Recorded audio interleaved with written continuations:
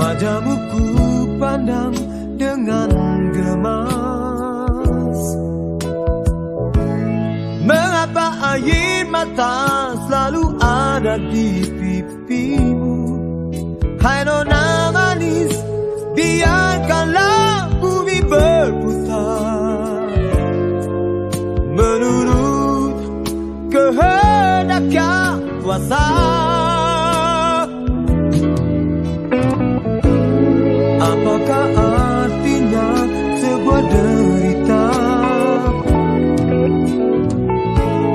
bila kau yakin itu pasti akan berlalu?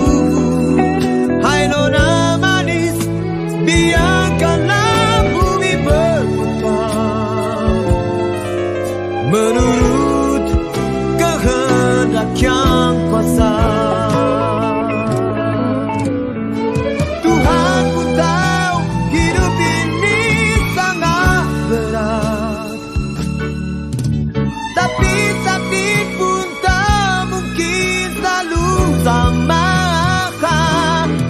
Coba-cobalah tinggalkan sejenak anganmu. Esok kan masih ada. Esok kan masih ada.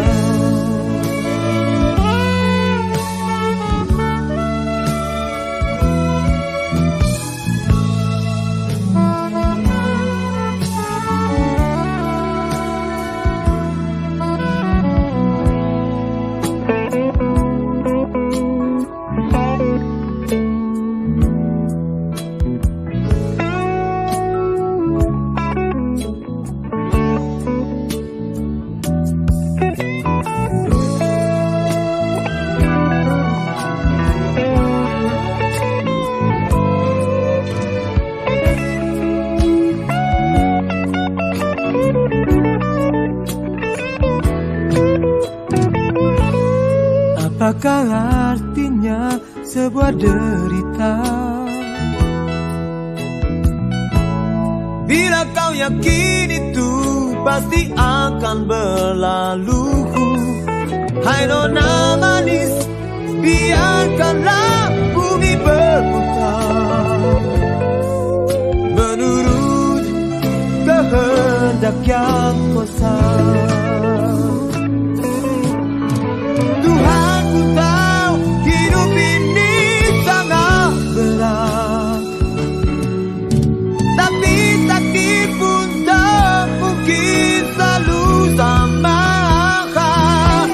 Coba-cobalah tinggalkan sejenak anganmu. Esok kan masih ada. Esok kan masih ada. Assalamualaikum warahmatullahi wabarakatuh. Halo, selamat malam Sobat Mahakam. Salam jumpa dan bertemu kembali dalam program yang hadir sepekan sekali, Sang Guru. Anda bersama saya Dharma Sudarman di sini yang terus akan menemani Anda hingga rentang waktu kurang lebih pukul 11 malam nanti. Dan tentunya malam ini kita akan mengangkat tajuk tentang bagaimana pola asuh dan pola didik terhadap anak-anak kita. Tetaplah bersama kami, tentu hanya di 101.1 Mahakam Radio.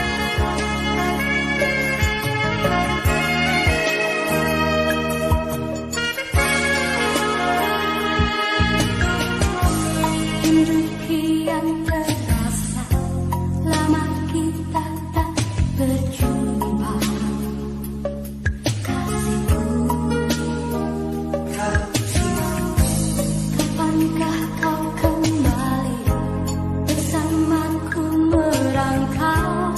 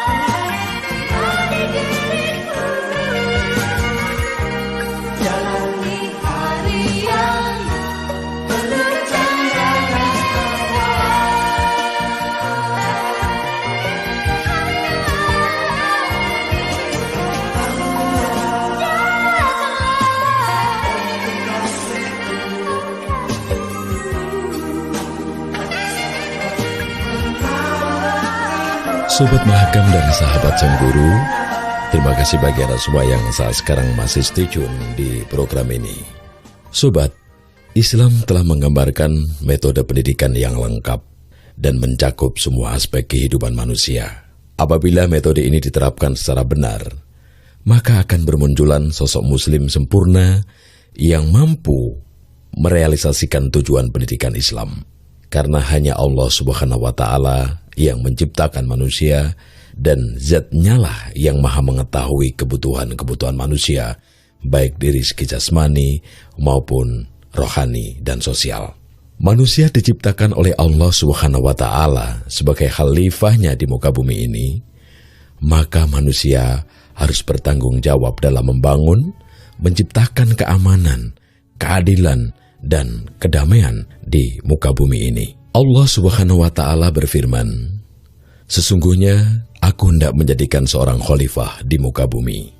Dalam Quran Surat Al-Baqarah ayat 30. Oleh karena itu sobat, dapat disimpulkan bahwa asas pendidikan adalah membangun sebuah keberlangsungan hubungan seorang dengan Allah Subhanahu wa Ta'ala. Karena pada hakikatnya, seseorang muslim tersebut berjalan di atas ajaran yang dikehendaki oleh Allah Subhanahu wa Ta'ala. Untuk itu sobat, satu hal yang perlu kita lakukan di dalam membangun generasi kita, anak-anak kita adalah bagaimana anak-anak kita, diri kita memiliki perilaku keimanan. Para ahli pendidikan telah menyepakati pentingnya periode kanak-kanak dalam kehidupan manusia. Menurut mereka, beberapa tahun pertama pada masa kanak-kanak merupakan kesempatan yang paling tepat. Karena dalam periode itu, kepribadian anak mulai terbentuk dan kecenderungan-kecenderungan semakin tampak. Masa kanak-kanak ini juga merupakan kesempatan yang sangat tepat untuk membentuk pengendalian agama. Sehingga sang anak dapat mengetahui mana perkara-perkara yang diharamkan dalam agama dan mana yang diperbolehkan. Lebih dari itu sobat, masa kanak-kanak juga sangat menentukan proses pembentukan akhlak individu dan sosial.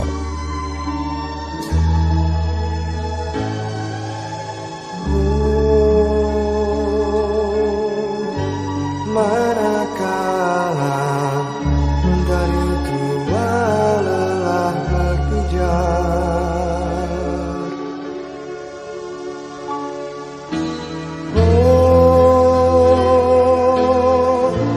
manakala bulanan geni tenggan tersenyum,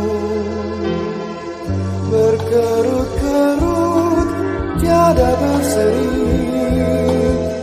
tersendat-sendat merayap dalam kegelapan. Hitam kini, hitam nanti, gelap kini akan kau berganti. Dan kau liling-liling kecil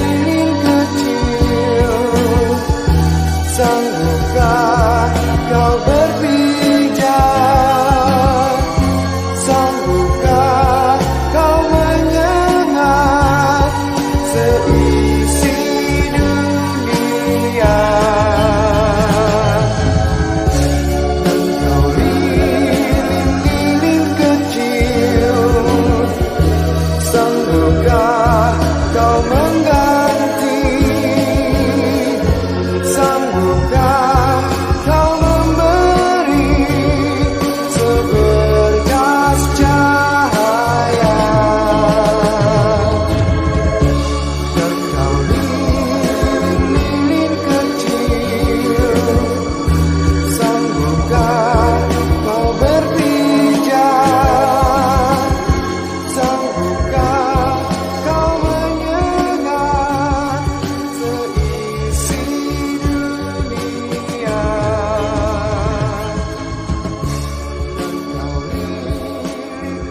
Sobat Mahakam dan sahabat Sang Guru, jika kita telah lebih dalam bahwa di dalam membangun sebuah pendidikan, perlu kita mulai dari hal yang paling dasar, yakni dari anak-anak kita saat masa kanak-kanaknya.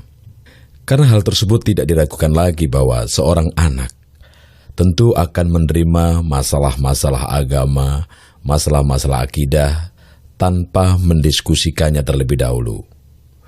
Dengan dibantu indera pendengaran dan penglihatan, kepercayaan anak kepada Allah Subhanahu wa Ta'ala secara emosional akan semakin bertambah kuat dan melekat. Sang ayah, sang bunda di rumahnya memberikan contoh-contoh positif terhadap apa yang akan dilakukan oleh anaknya. Sobat Mahakam, sebuah fitrah bahwa seorang anak selalu dan senantiasa meniru orang tua yang dicintai dan senantiasa memandang benar perilaku mereka. Dengan demikian, untuk para bapak, orang tua, para guru, sangat dianjurkan untuk memperhatikan perkara-perkara yang mampu membuat anak-anak kita mencontoh sesuatu hal yang benar. Yang pertama adalah mendorong anak-anak kita untuk senantiasa membaca Al-Quran. Mendorong anak kita untuk menghafal hadis-hadis Nabi, mendorong anak-anak kita untuk menghayati ciptaan-ciptaan Allah Subhanahu wa Ta'ala yang tampak di sekelilingnya. Bahkan, mendorong anak sejak berumur 7 tahun untuk melaksanakan sholat pada waktunya. Seorang ayah benar-benar menjadi panutan pada saat menemaninya menuju masjid untuk melaksanakan sholat. Atau barangkali Sobat Mahakam, kita juga mampu melatih anak kita untuk bersabar dan ridho terhadap penyakit atau permasalahan yang sedang menimpanya. Memberitahukan anak-anak kita tentang pahala yang dijanjikan oleh Allah Subhanahu wa Ta'ala bagi orang-orang yang sabar. Posisi kita seperti ini saat kita dirundung oleh sebuah wabah corona misalnya, kita bisa mengajarkan tentang penyakit itu, bahkan tentang ciptaan Allah dan tentang maknanya. Untuk itu Sobat Mahakam, mengajarkan anak tentang pentingnya mencintai Allah Subhanahu wa Ta'ala beserta Rasulnya dan keutamaan-keutamaan lainnya. Di antaranya adalah syukur, memiliki harapan, taubat, sabar, dan bertawakal serta ikhlas. Kita juga bisa untuk mengajarkan kepada anak-anak kita tentang pentingnya mensucikan hati dari berbagai penyakit hasud, iri, dengki, dan antipati. Tetaplah bersama kami hanya di program Sang Guru 101.1 Mahakam Radio.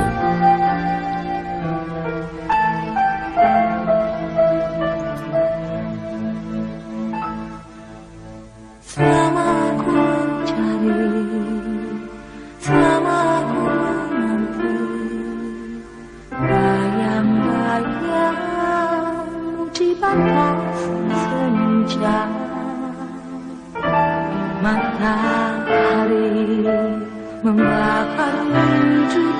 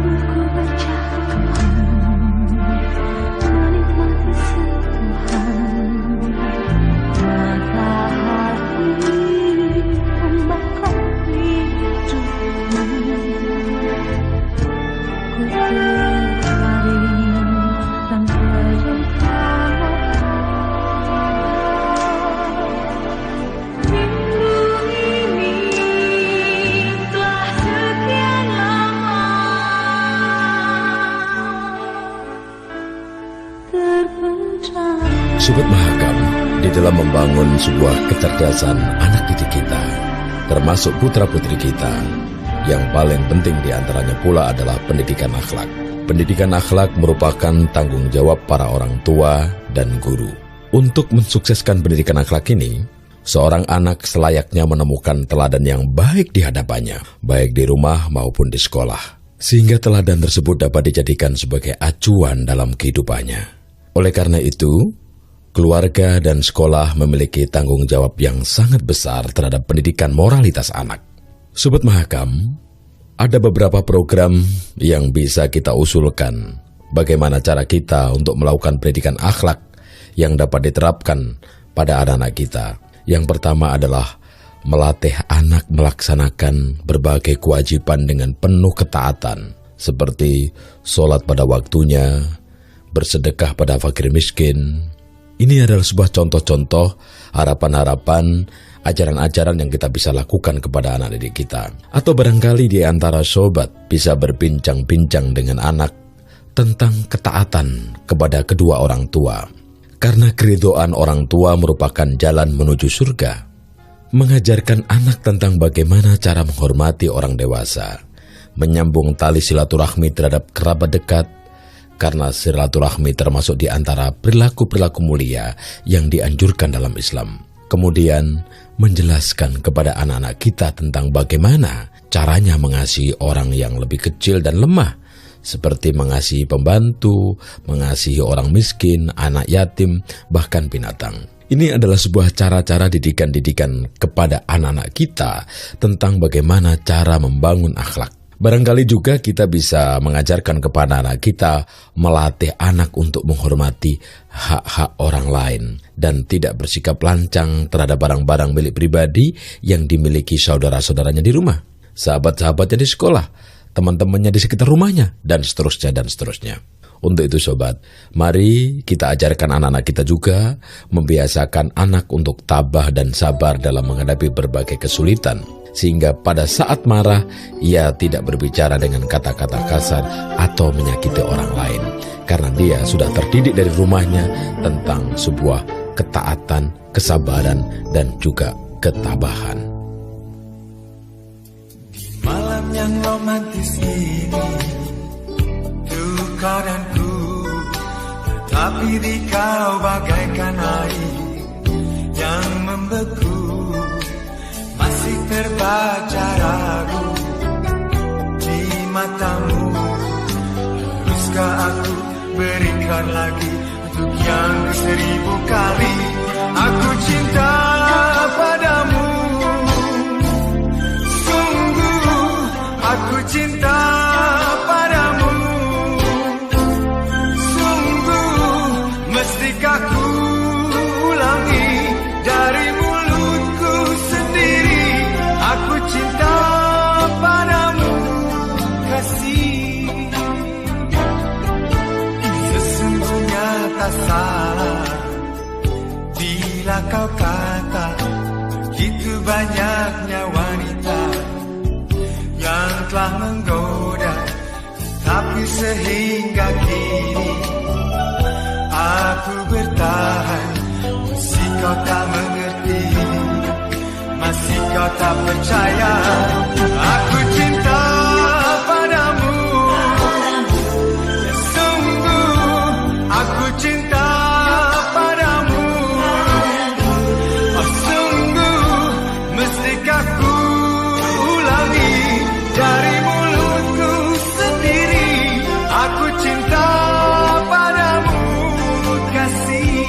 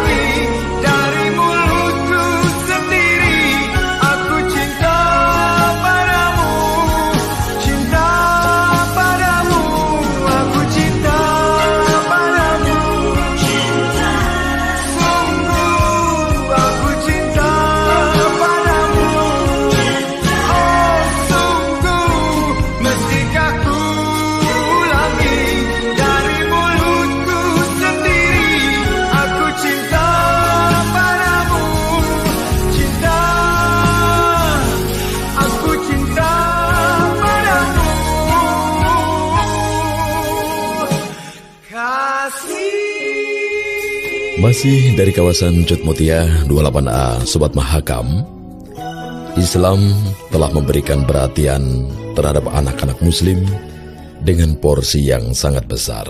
Karena perhatian tersebut telah diajarkan Islam semenjak anak belum dilahirkan ke dunia. Hal tersebut tampak dalam anjuran untuk mempersiapkan lingkungan yang sesuai untuk anak, sehingga anak dapat membantu dan membentuk kepribadian dan mendapatkan pendidikan di lingkungan keluarganya. Itulah Sobat Mahakam, lingkungan yang memperhatikan anak dan mengkaderkannya untuk menjadi individu yang sempurna, mampu menjalankan kewajibannya terhadap dirinya, masyarakatnya, umat manusia secara keseluruhan, dan lebih-lebih kepada Tuhan yang telah menciptakannya. Sehingga dengan begitu ia akan mendapatkan keridhaan dan kebahagiaan. Maka dari itu Sobat, dalam proses memilih pasangan setiap orang dianjurkan untuk memilih mereka yang memiliki akhlak Islam.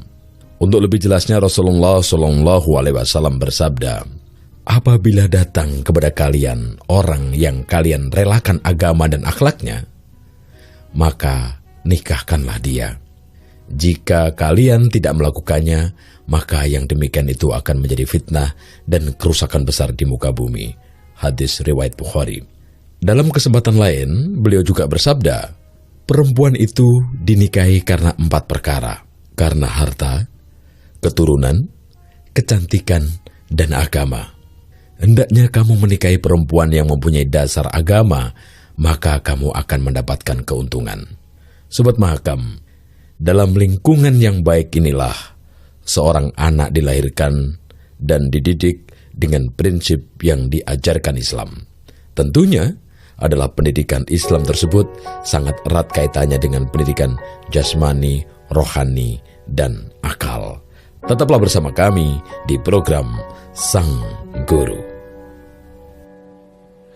Berpisah denganmu telah membuatku semakin mengerti betapa indah saat bersama yang masih selalu ku kenang. Selamat jalan kekasih, kaulah cinta dalam hidupku. Aku kehilanganmu untuk selama-lamanya.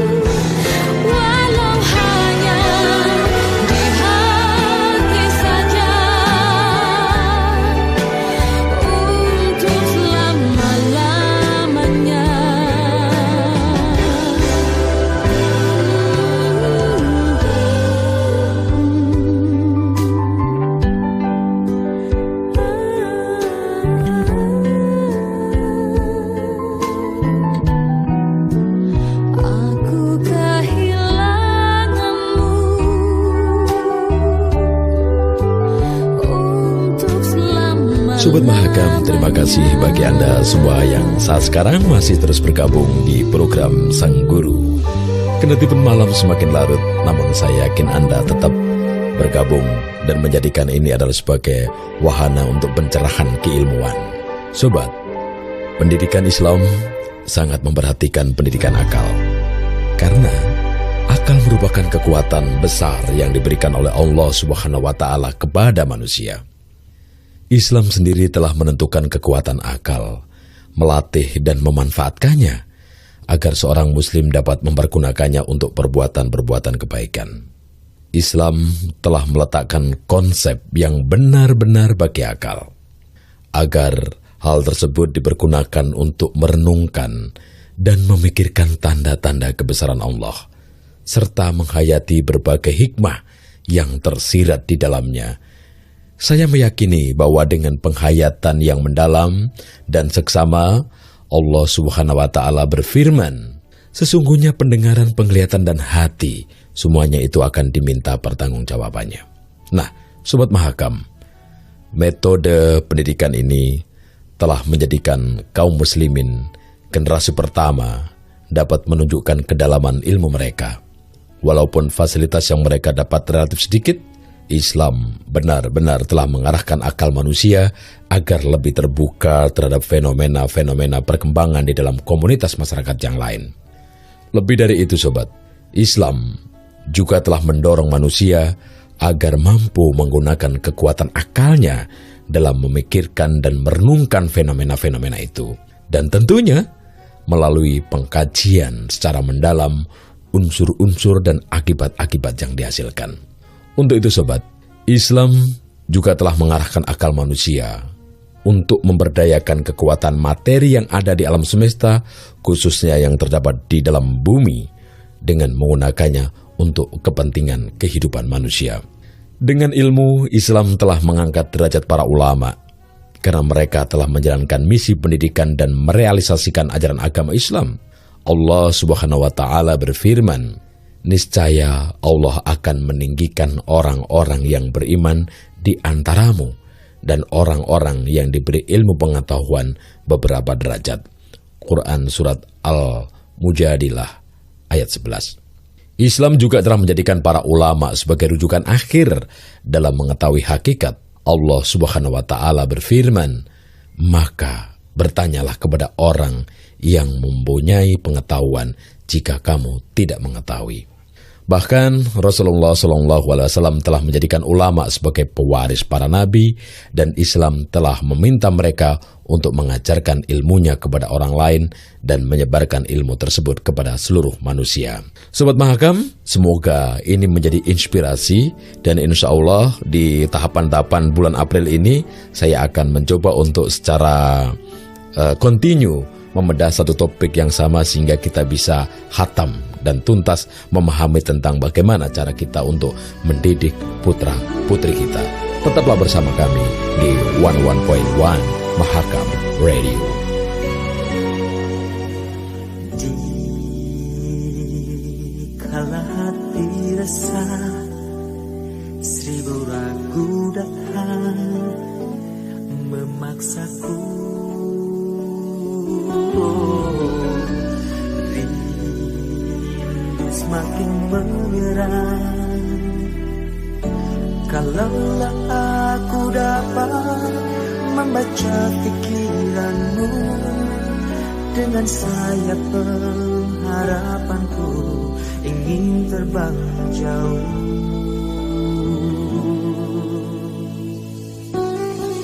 Bila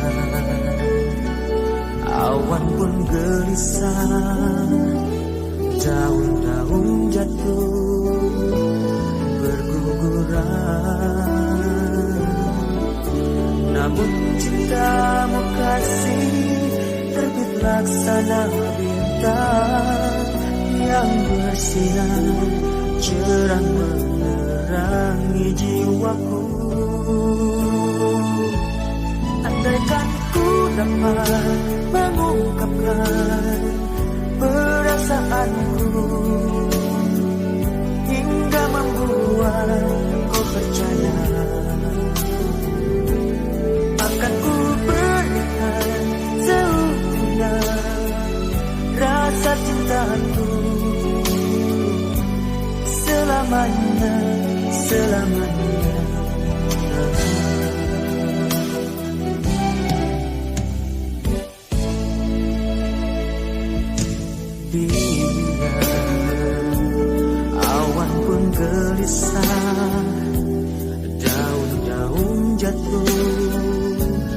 berguguran. Namun cintamu kasih terbit laksana bintang yang bersinar cerah menerangi jiwaku. Andaikan ku dapat mengungkapkan perasaanku hingga membuat kau percaya, akan ku berikan seutuhnya rasa cintaku, rasa cinta yang tulus dari dasar lubuk hatiku.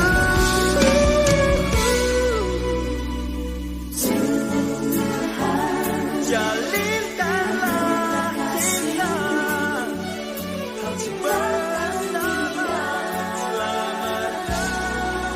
Sobat Mahakam, itulah perjumpaan kita di kesempatan malam ini dalam program Sang Guru. Mudah-mudahan program ini mampu memberikan dorongan bagi aktivitas kita sebagai ayah, sebagai ibu, sebagai guru untuk senantiasa meningkatkan kualitas pendidikan anak-anak kita dengan cara-cara yang lebih islami, cara-cara yang lebih indonesiawi. Bahkan ini adalah merupakan sarana buat kita untuk kembali merenung dan menata kembali pola-pola pembelajaran dan pengajaran kepada putra-putri kita. Akhirnya saya Darmo Sudarman harus pamit undur diri. Insya Allah minggu depan kita akan berjumpa kembali. Wassalamualaikum warahmatullahi wabarakatuh.